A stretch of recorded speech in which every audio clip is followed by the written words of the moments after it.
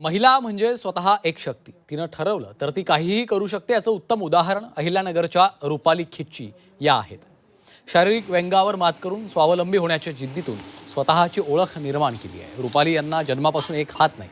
असं असतानाही रुपाली यांची मेहंदी कलेमध्ये स्वतःची ओळख निर्माण झाली आहे. इतकंच नाही तर घरातील सगळी कामं त्या स्वतःच करतात. गेल्या 25 वर्षांहून अधिक काळापासून त्या अतिशय सुंदर मेहंदी काढतात. त्यांनी जिद्दीनं सुरू केलेल्या या व्यवसायातनं चांगलं उत्पन्नही मिळवलं आहे. त्यांनी अनेक गरजू मुलींना देखील ही कला शिकवली आणि त्यांना स्वावलंबी केलं आहे. रुपाली यांनी आपल्या जिद्दीनं स्वतःची ओळख निर्माण केली आणि त्या स्वावलंबी झाल्यात. त्यांच्या जिद्दीला सलाम.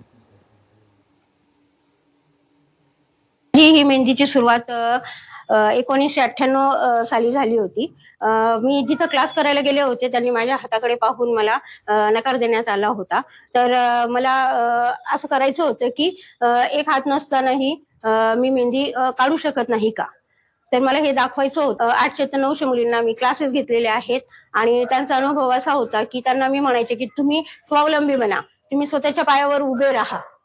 हे ध्येय ठेवून मी त्यांना शिकवत गेले आणि आज त्यांचे पण विविध ठिकाणी त्यांचे पण क्लासेस त्या पण हे करतायत आणि माझ्या बरोबर बी काम करतायत.